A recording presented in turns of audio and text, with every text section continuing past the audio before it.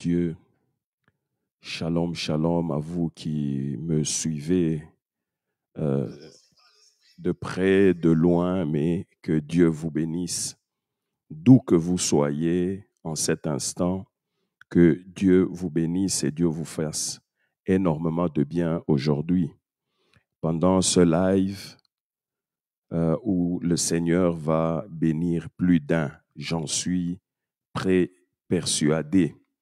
Que le Seigneur vous bénisse abondamment, que le Seigneur vous fasse beaucoup de bien aujourd'hui, que le Seigneur bénisse vos familles, que le Seigneur vous fasse grâce de recevoir sa parole et de vraiment comprendre le message que le Saint-Esprit est en train de vous transmettre par nos soins en ce jour.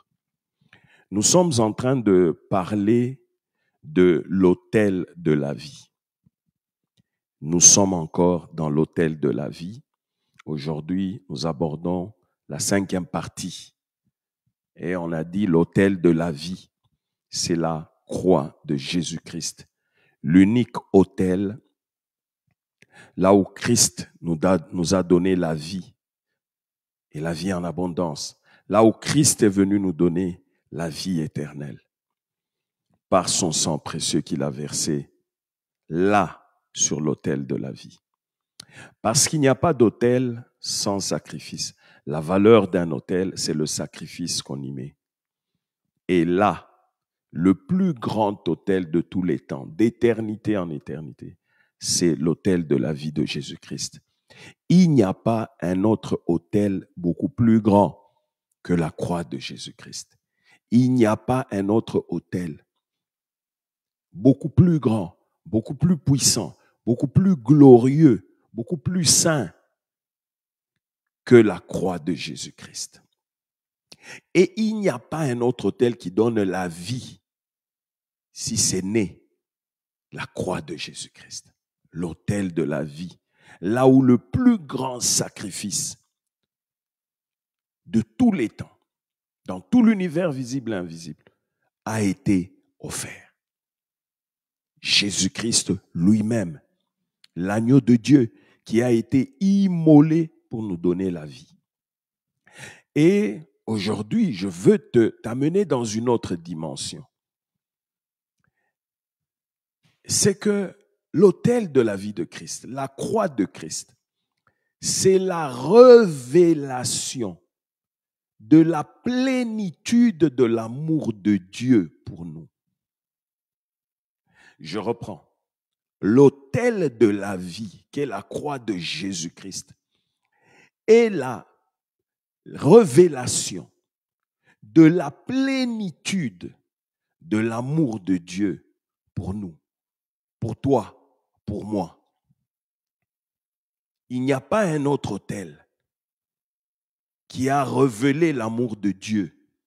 Et il n'y a pas un autre endroit où Dieu est venu révéler son amour, si c'est né qu'à la croix de Golgotha. Et là, quand vous lisez Romains 5, je suis en train d'introduire mon message, quand vous lisez Romains 5, 5, la Bible dit ceci. Or, l'espérance ne trompe point parce que l'amour de Dieu est répandu dans nos cœurs par le Saint-Esprit. Ça, c'est Romains 5. Mais Romains continue et dit ceci. Et ça, vous allez comprendre que Christ est mort pour nous, nous qui étions pécheurs. Alors que nous étions encore pécheurs, Christ est mort pour nous. Amen. Christ est mort pour nous alors que nous étions encore pécheurs. Christ est venu nous révéler son amour alors que nous étions encore pécheurs. Et là, la Bible dit, à peine mourrait-on pour un juste. À peine. C'est-à-dire que ce n'était même pas sûr qu'on pouvait mourir pour un juste. Ce n'était même pas sûr. Mais Christ, lui, nous prouve son amour en ce que lorsque nous étions encore des pécheurs, Christ est mort pour nous.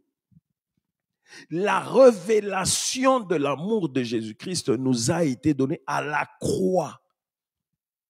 À la croix. La Bible dit que Dieu nous aime d'un amour éternel. Voilà pourquoi il nous conserve toute sa bonté. Et j'ai toujours dit, et sa fidélité aussi. Pourquoi? Parce que là où il y a la bonté de Dieu, là aussi est la fidélité de Dieu.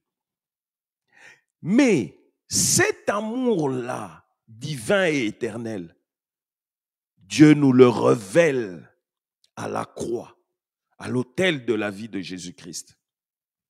Et vous allez comprendre que toute la parole de Dieu, toute cette Bible, c'est l'histoire de l'amour de Dieu. Toute cette Bible ne nous révèle que l'amour. Dieu, amour. Et je vais vous parler de ce concept pour que vous puissiez comprendre que l'amour, le véritable selon Dieu, est une grande porte de bénédiction. Est une très grande porte de bénédiction.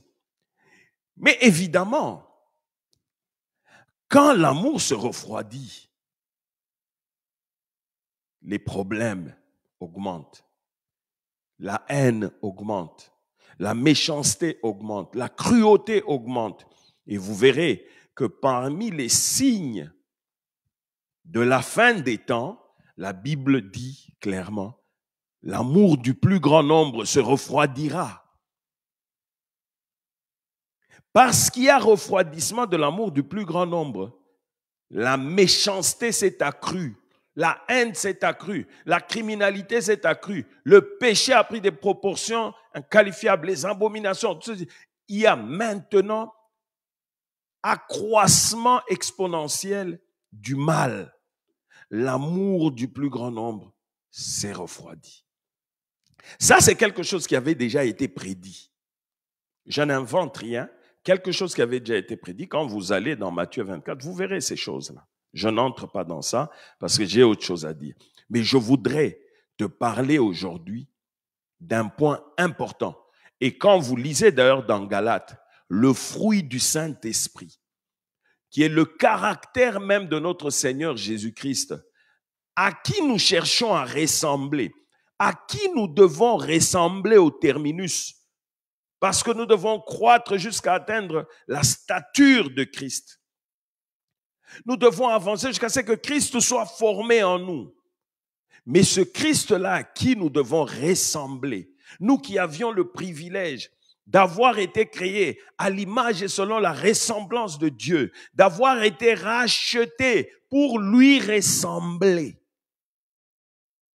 Nous qui avions ce privilège divin-là,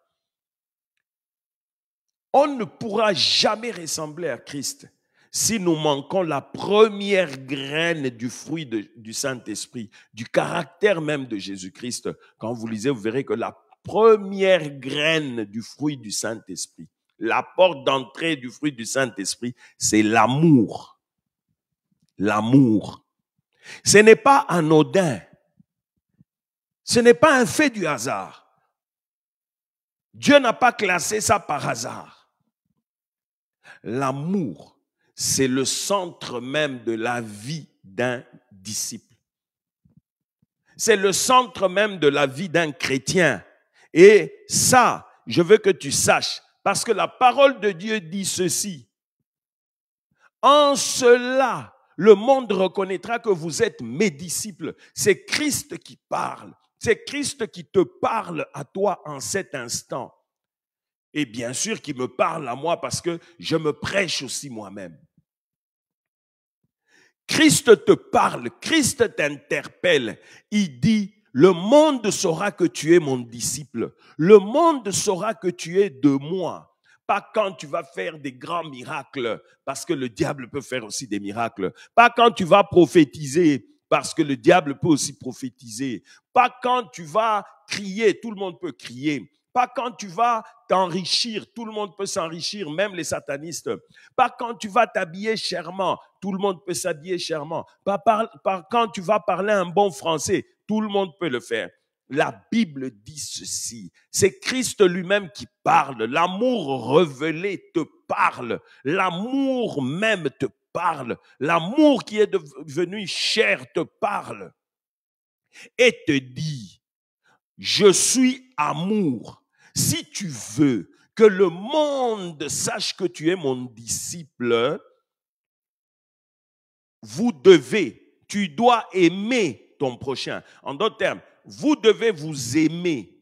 C'est en cela. Aimez-vous les uns les autres. C'est en cela que le monde saura que vous êtes mes disciples. Pas quand vous aurez beaucoup d'argent. Non, pas quand vous allez prophétiser jusqu'à montrer les couleurs des strings des gens, les chambres d'hôtel, jusqu'à montrer, je ne sais pas moi où, à citer les noms des aïeux, des ancêtres jusqu'à 300 ans plus tôt. Quand bien même vous ferez ces choses-là, mais l'unique signe par lequel le monde doit reconnaître que vous êtes à moi, mes disciples, c'est si vous vous aimez les uns les autres. Pas l'amour de je vous t'aime là des oreilles, le faux. Non, l'amour selon Dieu, ce de quoi nous allons parler aujourd'hui. Nous devons être les reflets de Christ. Je dois être un Jésus-Christ dans ce monde. Tu dois être un Jésus-Christ dans ce monde. Le monde ne doit pas chercher Jésus-Christ loin, en regardant au ciel, loin, très loin, non. Le monde doit voir Jésus-Christ en toi, doit voir Jésus-Christ en moi. C'est nous qui devions refléter Jésus-Christ. C'est nous. Le monde doit voir Jésus-Christ en nous. C'est nous qui devions être des modèles d'amour. C'est nous qui devions être des modèles d'amour dans ce monde. Je te parle du véritable évangile de Jésus-Christ. Je te parle des choses que le cœur de Jésus-Christ aime. Et si tu marches selon ça, je te dis, tu verras toi-même ce que Dieu va faire avec toi. 1 Jean 4, versets 7 et 8. Écoutez ce que la Bible dit. 1 Jean 4, le verset 7 et 8. La Bible dit ceci. Bien-aimés, aimons-nous les uns les autres, car l'amour est de Dieu, et quiconque aime est né de Dieu et connaît Dieu. Celui qui n'aime pas n'a pas connu Dieu, car Dieu est amour. Vous entendez? Bien-aimés, aimons-nous les uns les autres, parce que l'amour est de Dieu. Celui qui n'aime pas n'a pas connu Dieu. Tu ne peux pas prétendre connaître Dieu si tu manques d'amour, si tu n'aimes pas ton prochain. Tu ne peux pas prétendre que tu aimes Dieu, que tu connais Dieu, que tu connais Jésus-Christ si ton cœur est vide d'amour. Parce que Jésus-Christ est amour. Le Jésus-Christ là qu'on présente, qu'on crie aux gens à longueur des journées, ce Jésus-Christ là est avant tout amour. Jésus-Christ est amour. Et l'amour, c'est tout ce qui lui plaît le plus. Parce que lui-même nous a révélé cet amour en se donnant pour nous à la croix. La parole de Dieu est claire. Si tu n'aimes pas ton prochain, tu ne connais pas Dieu. Ne parle pas de connaître Jésus-Christ si tu manques d'amour. Si tu n'aimes pas ton prochain, tu ne connais pas Dieu. Tu ne connais pas Dieu. Tu es étranger aux choses de Dieu. Aujourd'hui, moi, je veux simplement t'amener à faire une grande introspection.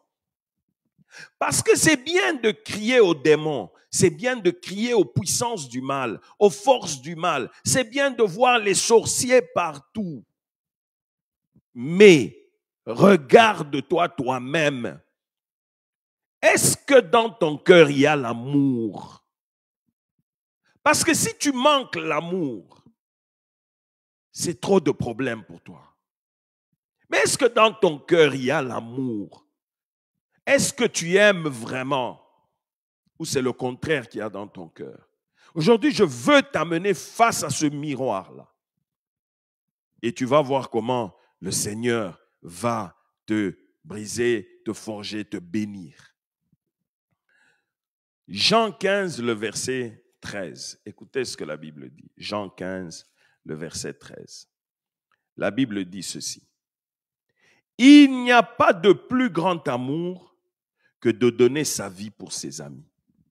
Ah, il n'y a pas de plus grand amour que de donner sa vie pour ses amis, pour son prochain, pour les autres. C'est-à-dire le summum même de l'amour. C'est quand on est en mesure d'offrir sa vie en sacrifice pour son prochain. Et c'est pour ça que Christ nous a prouvé son amour en donnant sa vie pour nous tous, alors que nous ne le connaissions pas, nous n'étions pas demandeurs, nous étions étrangers aux alliances de la promesse, nous n'avions pas Dieu dans ce monde, nous n'avions pas droit de cité en Israël. Christ est venu mourir pour nous, nous donner sa vie en sacrifice pour que nous soyons sauvés. Quel amour! Il n'y a pas de plus grand amour que ça. Et là, la Bible dit, à peine mourrait-on pour un juste. C'est-à-dire, quand vous lisez cette expression, à peine mourrait-on pour un juste, c'est-à-dire, ce n'était même pas certain que quelqu'un pouvait mourir pour quelqu'un de bien. Ce n'était même pas sûr que quelqu'un pouvait mourir pour quelqu'un de juste. Mais quand bien même quelqu'un mourrait pour quelqu'un qui est juste, ça se justifierait. Mais Christ, lui, est mort pour nous, alors que nous n'étions pas des justes, nous étions des pécheurs, nous étions des criminels. Alors que nous l'avions crucifié, meurtri. Mais lui nous a aimés. Lui est venu mourir pour nous. Voilà l'amour. Voilà le summum de l'amour. Voilà le summum de l'amour. Et la Bible continue. Parce qu'aujourd'hui, je veux t'amener à revenir au fondement, mon frère. Arrête un peu pour une fois tous ces tralala là. En tant qu'enfant de Dieu, disciple de Jésus-Christ, tu dois marcher dans les voies de Dieu. Tu dois te poser sur le rocher qui est Christ. Et ce rocher-là, la parole de Dieu te dit, ce rocher-là qui est Christ est amour. Le rocher sur lequel tu poses le fondement de ta vie, c'est l'amour. Et Dieu te dit, pose tes pieds, repose sur cet amour-là. Voilà pourquoi je te ramène à ça, avant que tu ne penses prophétie, avant que tu ne penses à ça, avant que tu ne penses puissance, que tu ne penses argent, que tu ne penses richesse. Pense d'amour, amour, le fondement de base. Pense d'abord amour. Je vais t'expliquer pourquoi tantôt là. Rentrons un peu dans 1 Jean 4. On va lire encore quelque chose de bien. 1 Jean 4, on va lire 9 et 10 et puis le verset 19. 1 Jean 4, 9 et 10 et puis 19. La Bible dit ceci. L'amour de Dieu a été manifesté envers nous en ce que Dieu a envoyé son Fils unique dans le monde afin que nous vivions par lui. Et cet amour consiste non point en ce que nous avons aimé Dieu, mais en ce qu'il nous a aimés et envoyé son Fils comme victime expiatoire pour nos péchés. Et le verset 19 dit ceci, « Pour nous, nous l'aimons parce qu'il nous a aimés le premier. Mon frère, l'amour dont je te parle, ce n'est pas parce que toi tu as aimé Dieu qu'il est venu t'aimer. Non, qu'il est venu te révéler cet amour-là. Non.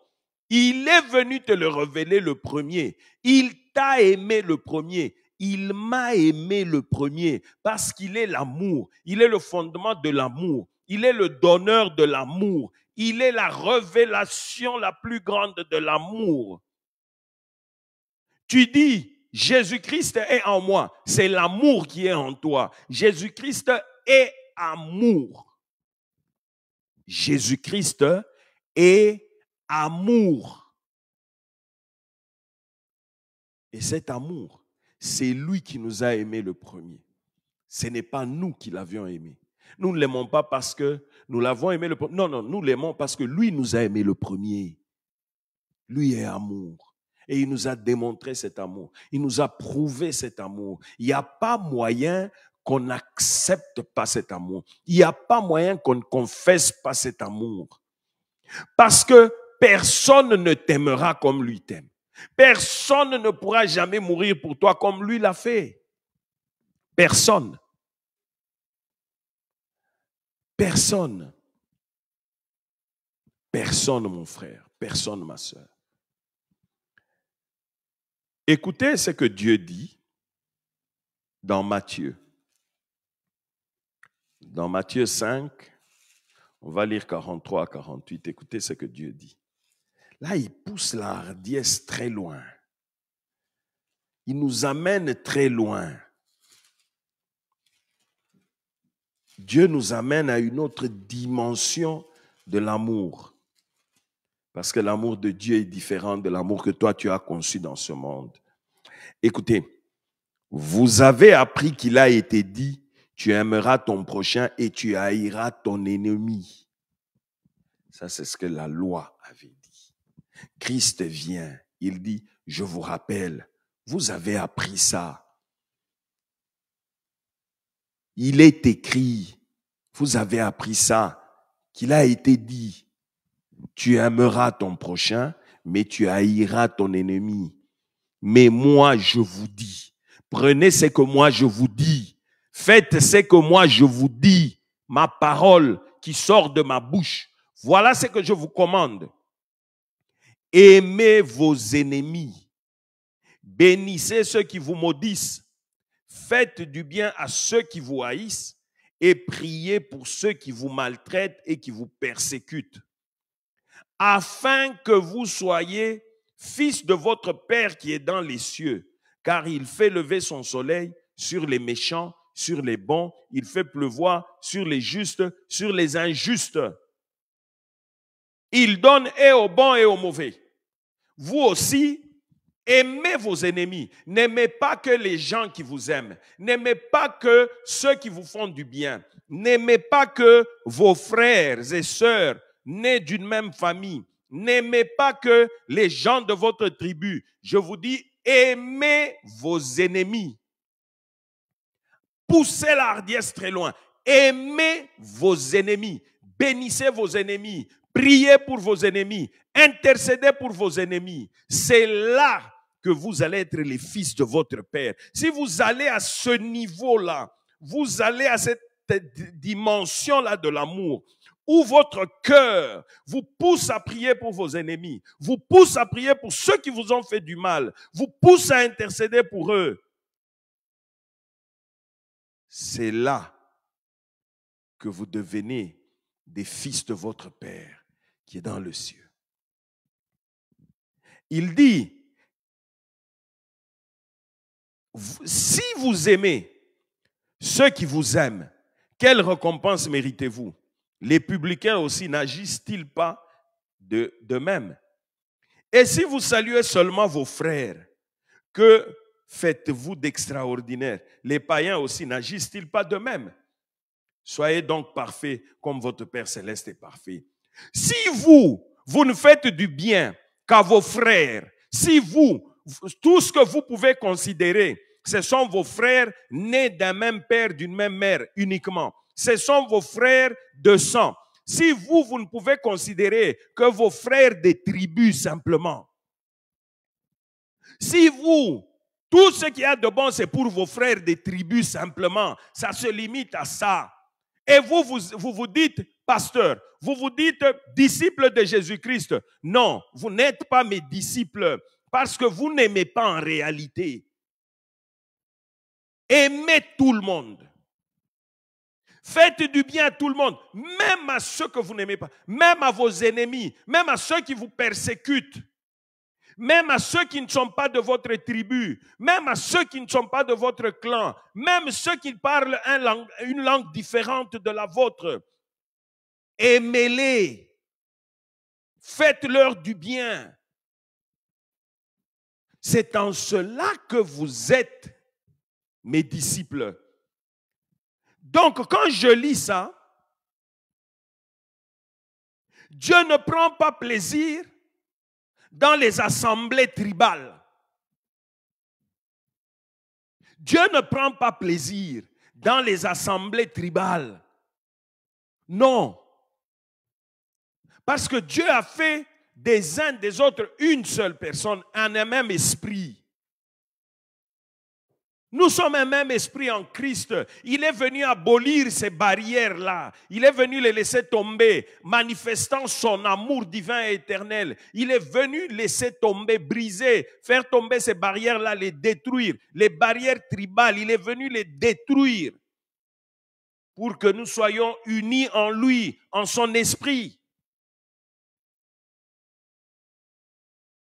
Toi, pourquoi tu es tribal? Toi, pourquoi tu es tribal? Pourquoi tu es un pasteur tribal? Pourquoi tu es un apôtre tribal? Pourquoi tu es un évangéliste tribal? Pourquoi tu es un docteur tribal?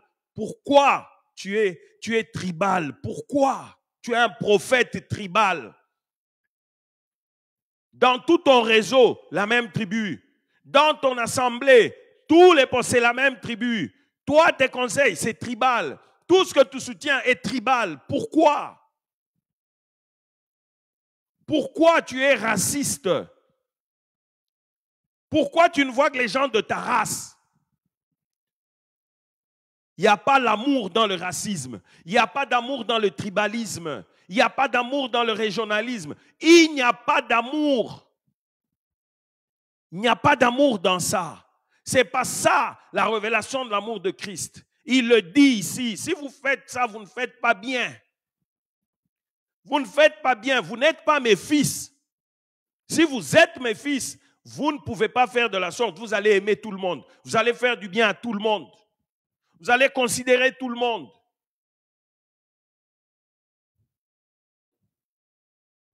Il y a beaucoup de questions à se poser. La Bible dit encore, écoutez ça, 1 Jean 4, revenons encore dans 1 Jean 4. Pour lire le verset 20 et 21. 1 Jean 4, 20 et 21. La Bible dit, si quelqu'un dit « j'aime Dieu » et qu'il haïsse son frère, écoutez ça, c'est fort. Si quelqu'un dit « j'aime Dieu » mais il haït son frère, c'est un menteur. Car celui qui n'aime pas son frère qu'il voit,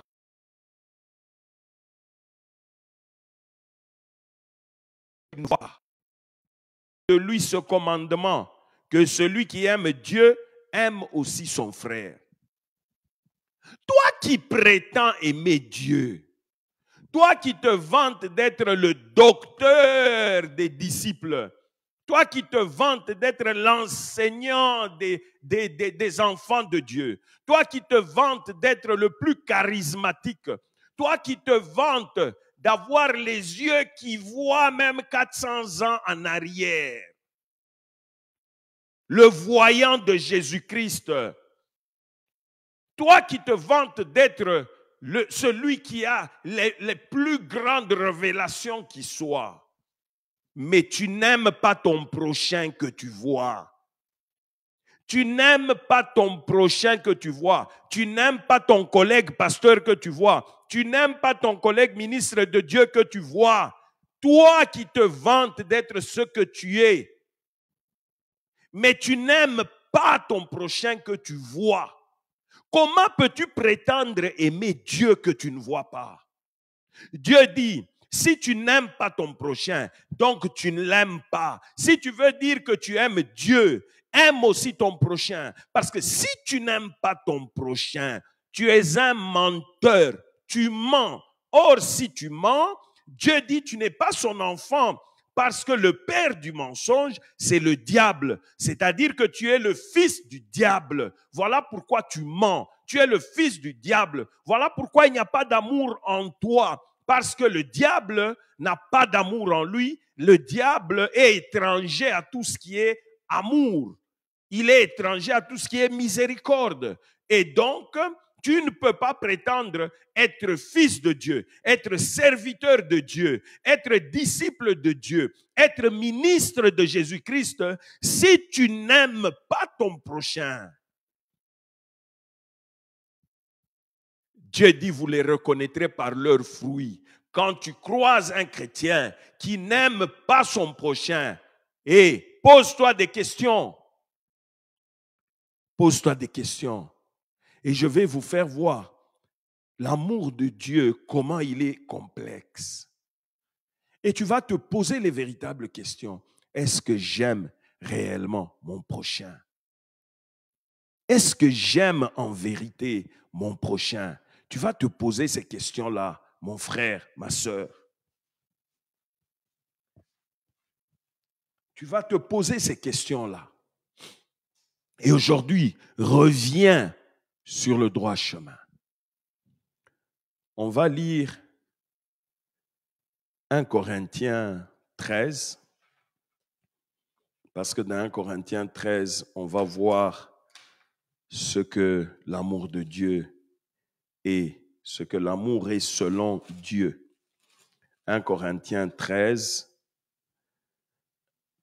1 à 13. Et j'aime bien 1 Corinthiens 13 à 13 versets aussi. On va les lire rapidement et je vais m'attarder là où le Saint-Esprit me permettra de m'attarder. La Bible dit ceci concernant l'amour.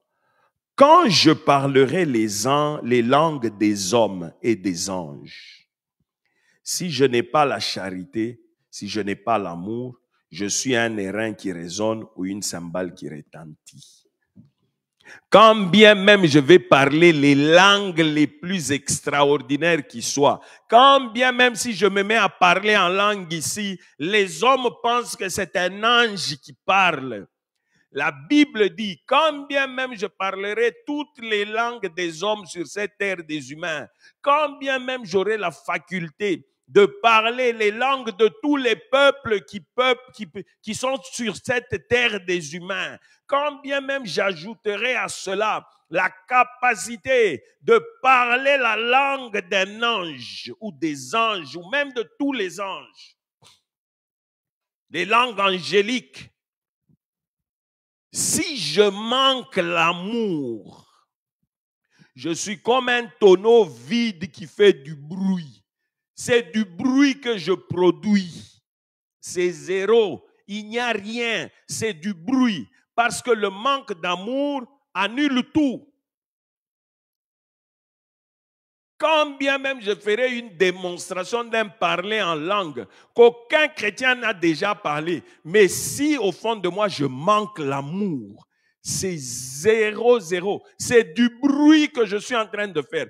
C'est-à-dire, à ce moment-là, aux oreilles de Dieu, ce que je fais là, c'est un bruit inutile. Vous pensez que cet homme-là vous démontre je ne sais quoi. Mais Dieu regarde et considère ça comme un bruit inutile, un vacarme inutile qui lui déplaît. Bruit inutile. C'est zéro aux yeux de Dieu à cause du manque d'amour. Verset 2. C'est pour ça qu'il ne faut pas vous intéresser à toutes ces extravagances-là, toutes ces opérations de charme-là. Le premier fruit, vous les reconnaîtrez par leurs fruits. Vous nous reconnaîtrez par nos fruits. Je m'inclus dans le lot. J'ai passé des années à demander pardon à Dieu pour chaque fois que j'étais une pierre d'achoppement pour quelqu'un, pour chaque fois que j'ai fait du mal, pour chaque fois que j'ai causé du tort à mon prochain et que j'ai manqué d'amour. J'ai passé des années à me repentir aux yeux de Dieu, à dire Seigneur, plus jamais ça. Je voudrais te ressembler. Remplis mon cœur de ton amour. Brise-moi comme tu veux. Prive-moi de tout ce que tu veux, mais ne me prive pas de ton amour. Remplis mon cœur de ton amour pour que je puisse donner ton amour, offrir ton amour à ce monde.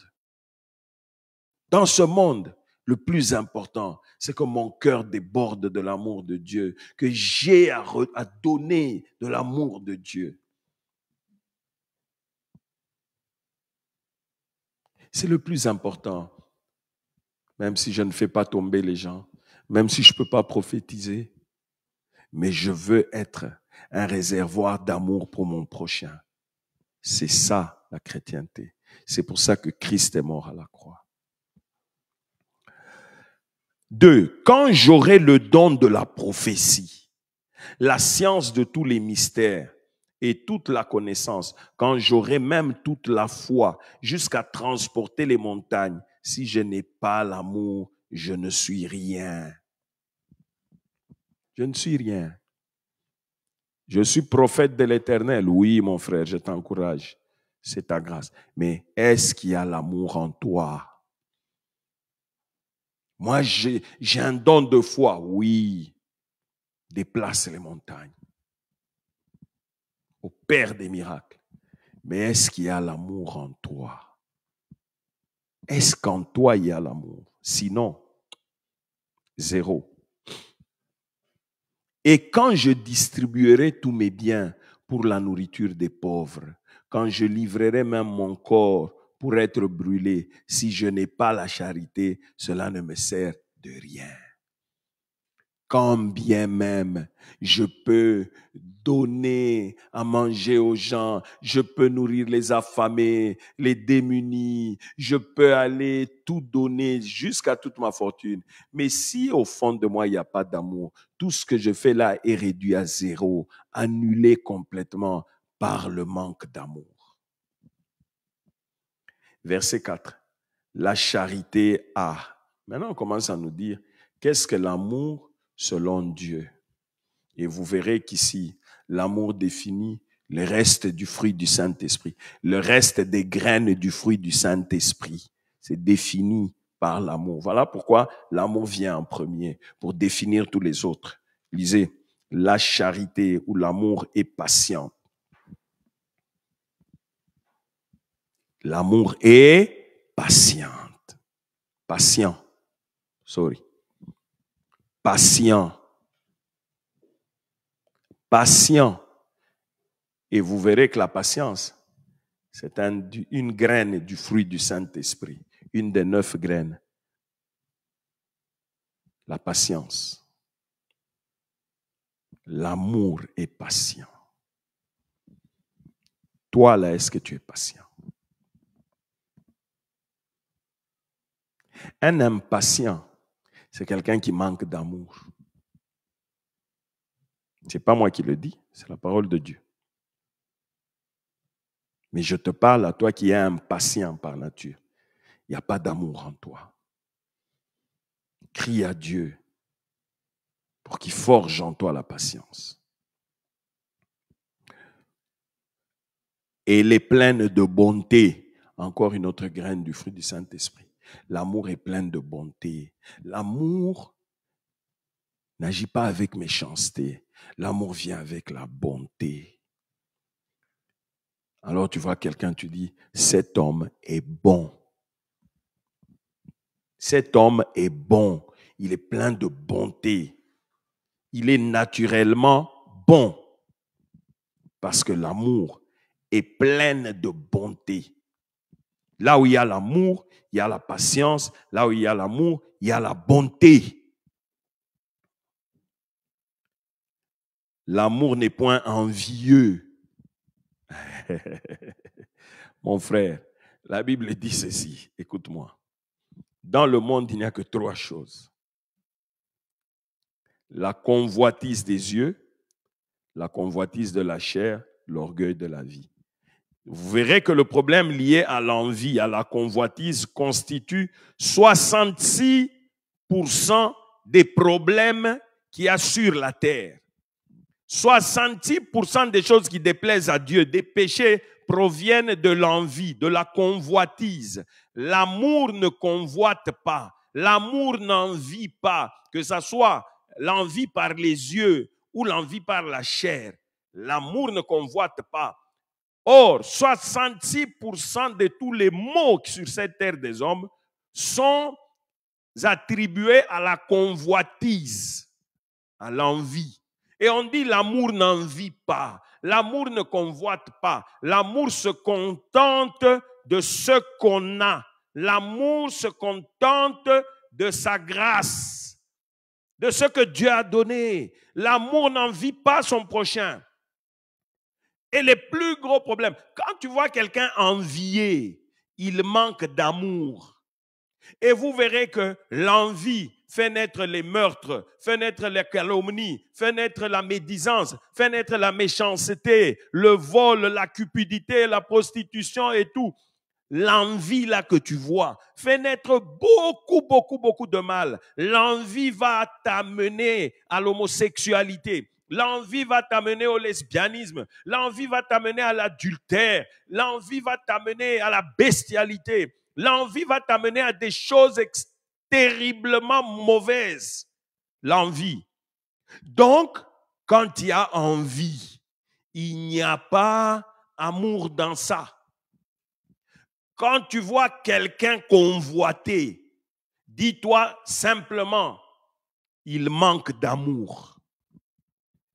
Même s'il marche avec une Bible, même si il prêche dans un français, même si c'est moi, dis-toi que moi, je manque d'amour.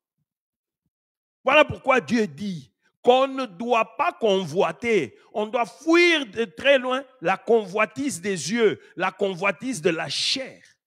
Il n'y a pas d'amour dans ça. Toi maintenant qui convoites tout, tu convoites les choses de ce monde, tu convoites les systèmes, tu convoites ton prochain, tu convoites trop la chair, tu convoites. Il n'y a pas d'amour en toi, c'est parce que tu manques l'amour. Même moi, j'ai manqué l'amour. Tu vois la chair, tu trembles, tu convoites. Tu vois celle-ci, tu trembles, tu convoites. Tu manques d'amour, c'est tout. Parce que si tu aimes, tu ne peux pas convoiter comme ça. Tu ne peux pas convoiter comme ça. Tu manques d'amour, c'est tout. Tu manques d'amour. Continuons. La charité ne se vante point. Elle ne s'enfle point d'orgueil. Vous voyez, après le problème de la convoitise, on amène l'orgueil. Les 33% restants des problèmes sur cette terre des humains proviennent de l'orgueil de la vie. Et l'amour ne se vante pas. L'amour ne s'enfle pas d'orgueil. Quand tu vois un orgueilleux, il n'a pas d'amour en lui. L'orgueilleux n'a pas d'amour en lui. Le vantard n'a pas d'amour en lui. L'arrogant n'a pas d'amour en lui. Et ici, ça peut être individuel, ça peut être collectif. Là où tu vois une collectivité de vantards, une collectivité des orgueilleux, il n'y a pas d'amour là-bas. Il n'y a pas d'amour. Je donne mon doigt à couper. Faites cet exercice-là. Regardez partout au monde. Là où vous trouvez des communautés de vantards, d'orgueilleux, il n'y a pas d'amour. Tous les coups sont permis là-bas. Il n'y a pas d'amour. Parce qu'il n'y a pas d'amour dans l'orgueil. Voilà pourquoi Dieu résiste aux orgueilleux. Voilà pourquoi Dieu a un problème sérieux avec les orgueilleux. Il leur résiste, il les précipite. L'orgueil, c'est un manque criant d'amour. Et là où il y a l'orgueil, il y a la méchanceté, il y a l'égoïsme, il y a l'avarice, qui sont tous contraires aux fruits du Saint-Esprit. Ça, c'est le caractère même de Satan. C'est le caractère même de Satan, l'orgueil, l'arrogance, la méchanceté, la cupidité, l'égoïsme, ça c'est Satan même, les fruits du diable. Maintenant, comment toi qui te dis enfant de Dieu, en toi il y a tous ces fruits-là. Tu es enfant de Dieu ou tu es enfant de Satan? Et Jésus, pour répondre à cette question, il dit, soyez calmes. Vous les reconnaîtrez. Les miens, vous allez les reconnaître par leurs fruits. Quand ces arbres, c'est pour ça qu'il dit, laissez-les croître ensemble. C'est-à-dire, à un certain moment, ils vont produire du fruit et vous verrez de vous-même quels sont les arbres qui sont de moi. Quels sont mes disciples et qui ne sont pas mes disciples à cause de leurs fruits. Parce qu'un bon arbre ne peut pas produire des mauvais fruits ou un mauvais arbre ne peut pas produire des bons fruits. Tu ne peux pas être un arbre divin, un instrument du Seigneur et produire l'orgueil, produire l'égoïsme, produire la cupidité, le mensonge, la méchanceté, la cruauté. Impossible. À cela, on reconnaîtra que vous êtes mes disciples si vous produisez l'amour. L'amour. Alors on dit, ah, là-bas c'est de Dieu. Pas si vous produisez les billets de banque. Dans la méchanceté, il y a les billets de banque. Dans la criminalité, il y a les billets de banque. Dans la drogue, il y a les billets de banque. Dans la sodomie, il y a des billets de banque. Dans l'homosexualité, il y a des billets de banque. Dans la pédophilie, il y a des billets de banque. Alors, oh non, il va à l'église, il danse. Ce n'est pas ça. C'est une apparence. Mais quels sont les fruits qu'il produit? Est-ce qu'il produit l'amour? S'il ne produit pas l'amour, il n'est pas de moi. Il ne m'a pas connu. Il ne me connaît pas. Et donc, je ne le connais pas non plus. Un jour, continue à manquer d'amour. Tu te diras, je ne t'ai jamais connu. Je ne t'ai jamais connu. On continue. L'amour ne fait rien de malhonnête. Elle ne cherche point son intérêt. Elle ne s'irrite point. Elle ne soupçonne point le mal. L'amour n'est pas malhonnête. L'amour n'est pas égoïste. Maintenant, toi, qui ne pense qu'à toi, qui ne pense qu'à ta famille, qui ne pense qu'à ta petite clique autour de toi, toi qui ne penses qu'à ta tribu, il n'y a pas d'amour en toi. L'égoïste n'a pas d'amour en lui. Moi. Quand tu vois quelqu'un, moi. Qui es-tu? Moi. Toi devant moi. Moi. Dans moi, il n'y a pas d'amour. Il n'y a pas d'amour. Dieu n'est pas dans moi. Toi. Qu'est-ce que tu as qui vienne de toi? Pour que ce soit moi. Tout c'est par la grâce. Pourquoi moi? Tu es quoi? Tu veux quoi? Qu'est-ce que toi tu as amené dans ce monde, toi? Moi. Si c'est pas moi, tu te tapotes sur la poitrine. En ça, là, il n'y a pas d'amour. Quand vous voyez moi, vous voyez l'égoïsme. Fouillez loin. Même moi, le jour où je commence à me tapoter, moi, fouillez-moi. Abandonnez-moi à fouiller. Il n'y a pas d'amour. Je commence à faire l'apologie du diable. Fouillez-moi. Je me prêche moi-même. Je voudrais ressembler à Jésus-Christ. Je voudrais être humble. L'amour est humble. Là où il y a l'amour, il y a l'humilité, l'honnêteté. Chaque fois que je n'ai pas été honnête, chaque fois que j'ai été une pierre d'achoppement pour quelqu'un parce que j'ai été malhonnête, c'est une tragédie. Je me répands. Je crie à Dieu. Seigneur, aide-moi à ne plus jamais retourner à ça. J'ai manqué de montrer, de manifester ton amour. L'amour de Dieu est honnête en tout. honnête en tout. Et si j'ai été malhonnête envers toi, pardonne-moi. Je te le demande du fond de mon cœur. Pardonne-moi. Pardonne-moi. Parce que ça, c'est quelque chose que je ne referai plus. Je voudrais être un reflet de l'amour de Dieu. Dans quelque domaine que ce soit dans le domaine des finances, que ce soit dans l'amour, que ce soit en tous les domaines, là où j'ai été malhonnête, égoïste, une pierre d'achoppement, pardonnez-moi de tout cœur au nom de Jésus-Christ. Et je pardonne aussi, au nom de Jésus-Christ, à tous ceux qui l'ont été envers moi.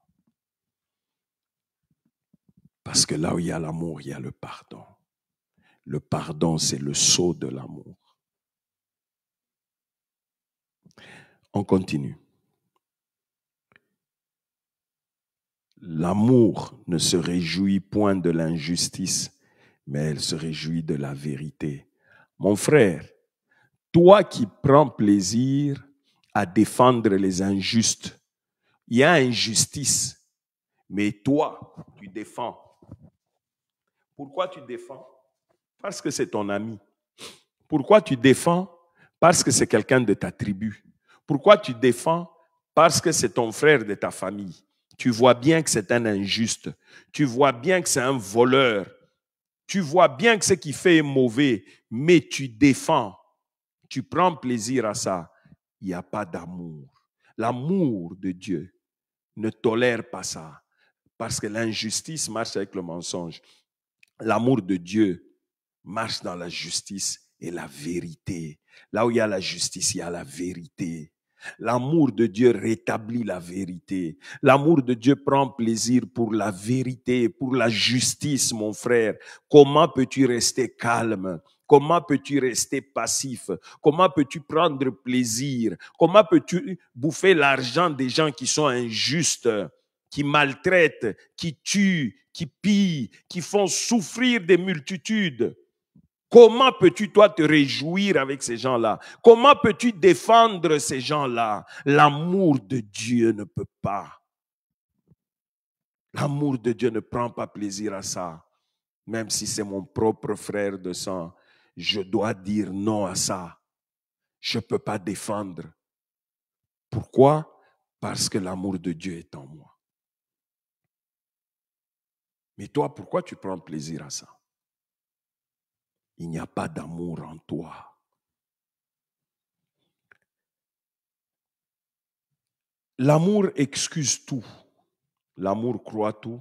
L'amour espère tout. L'amour supporte tout. Supporte tout. Ça part avec la patience. Supporte. Sois calme. Ne t'agite pas. Sois calme. L'amour ne périt jamais. L'amour est éternel. L'amour ne périt jamais. Si tu investis dans l'amour, tu investis dans ce qui durera éternellement. Tout le reste là périra. Tu investis dans les choses de ce monde, ça périra. T'as qu'à voir quand il y a des inondations. Tu peux avoir bâti la plus belle maison, les plus belles voitures, mais une forte inondation vient, des érosions, tout s'écroule et puis c'est fini. C'est fini. C'est fini. Tu peux être riche, une guerre éclate, tu fuis, tu deviens réfugié dans un camp, tu es privé de cette richesse-là, tu deviens pauvre du jour au lendemain pendant des années. Mais l'amour est un investissement éternel.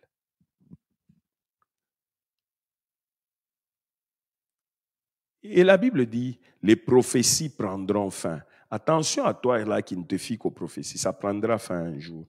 Les prophéties prendront fin. Ne dis pas qu'on ne t'a pas prévenu, je te préviens.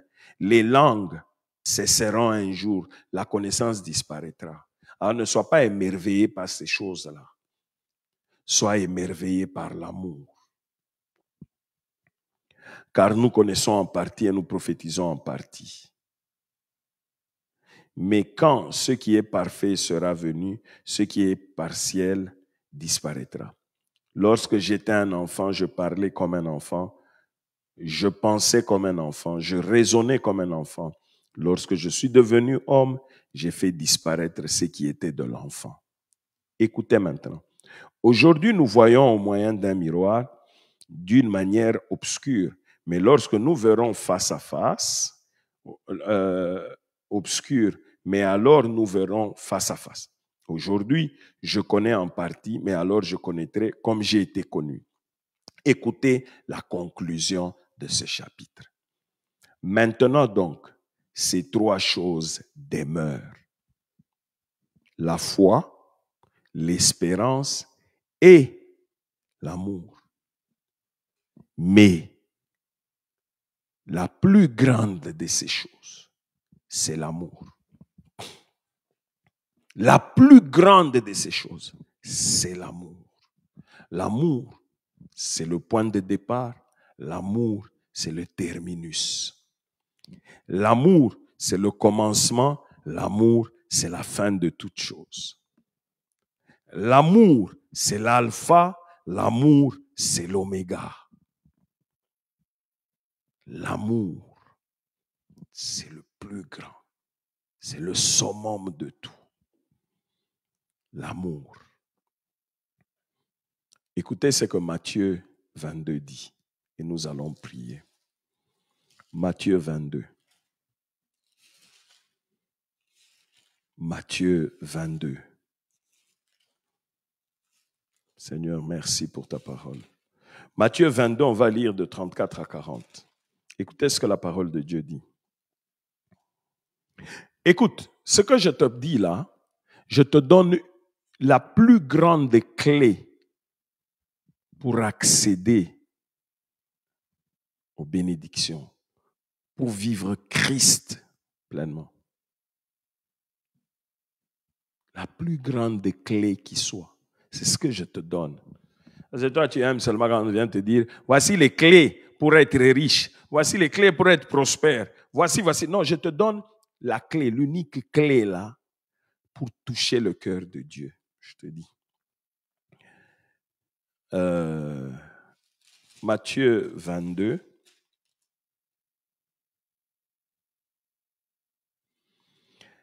Verset 34 au verset 40.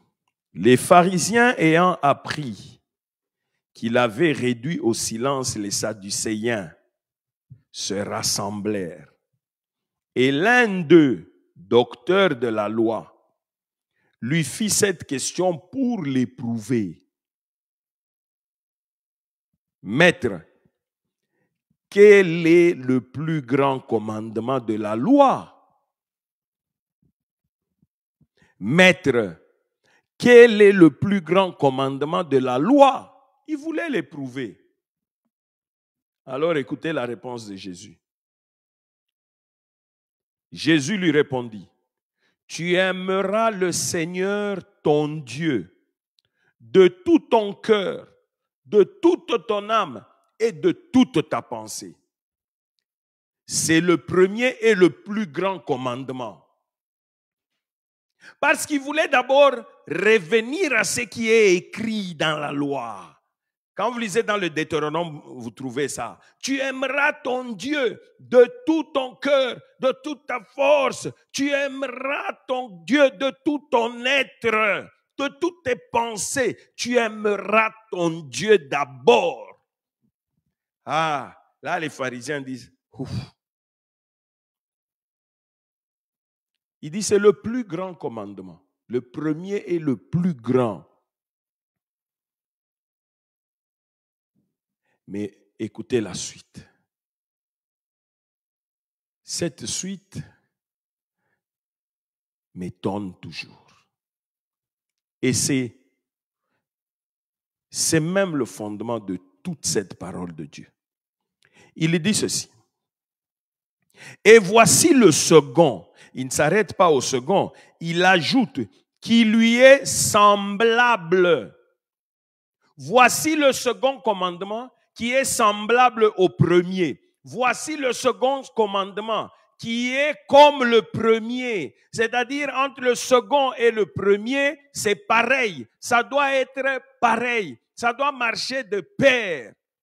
En d'autres termes, il vient dire, voici le premier, mais voici le second qui est au même niveau, qui est pareil.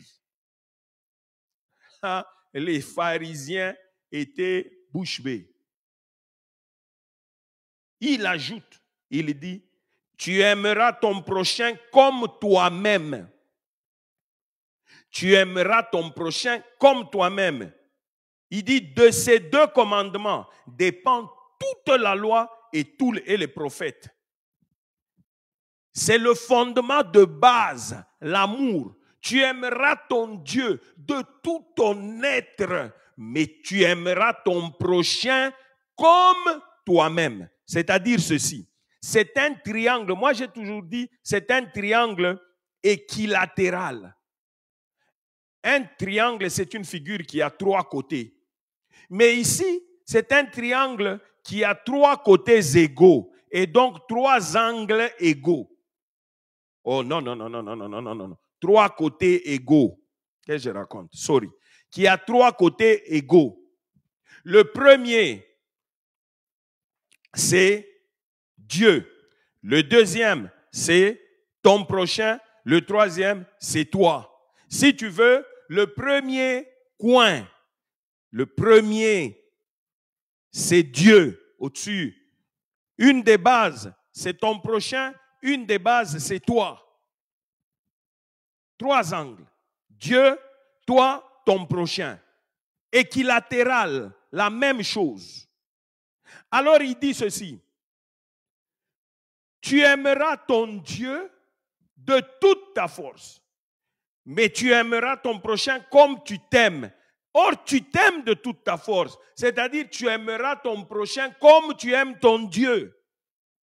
C'est pour ça qu'en Jean 1 Jean 4, on a vu ça. Si tu dis que tu aimes ton Dieu, mais tu n'aimes pas ton prochain, c'est faux, tu es un menteur. Tu crées un déséquilibre, tu es un menteur. Tu ne peux pas aimer ton Dieu que tu ne vois pas si tu n'aimes pas ton prochain que tu vois. Tu ne peux pas crier à Dieu que tu l'aimes si tu n'aimes pas ton prochain. Le test de l'amour chez Dieu. Tu as beau crier si tu l'aimes, mais il te regarde, il te pose une question simplement. Aimes-tu ton prochain? Et on a vu comment cet amour-là doit être. Aimes-tu ton prochain? Mon frère, j'aimerais que le Saint-Esprit t'aide à répondre à cette question. Mais là où tu es, je te donne une gymnastique. Je vais prier pour toi, pour que le Saint-Esprit t'accorde la grâce, que le Saint-Esprit te parle. Mais cette semaine, je veux que tu fasses un examen de conscience. Entre en profondeur, demande au Saint-Esprit de t'aider à te ranger dans l'amour de Dieu. Demande au Saint-Esprit de te révéler chaque fois que tu as manqué d'amour. Répands-toi pour cela. Rentre au fondement d'amour de Dieu. Tu vas voir ce que Dieu va faire pour toi. Je vais prier pour toi, que le Saint-Esprit te fasse grâce et que le Saint-Esprit remplisse ton cœur de l'amour de Dieu. Père céleste, je te dis merci pour ta parole puissante, pour ce message glorieux que tu nous as donné aujourd'hui. Merci pour cet enseignement qui nous donne la vie. Merci pour ton amour divin et éternel que tu nous as révélé pleinement à la croix de Golgotha en versant ton sang précieux pour notre rédemption éternelle, pour la rémission totale de tous nos péchés. Père céleste, par ton Esprit Saint, touche nos cœurs. parle-nous. Révèle à ton peuple chaque fois qu'il a failli et manqué d'amour. Mets l'esprit de la repentance dans le cœur de mon frère, de ma sœur, pour qu'il puisse se repentir, pour qu'il puisse changer de cap et rechercher les voies de l'amour, de ton amour divin et éternel.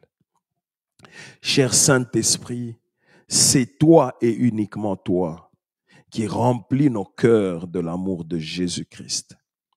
Fais déborder dans le cœur de ma sœur, de mon frère, de tous ceux-là qui me suivent et qui me suivront. Fais déborder leur cœur de l'amour de Jésus-Christ. Remplis leur cœur de l'amour de Jésus-Christ.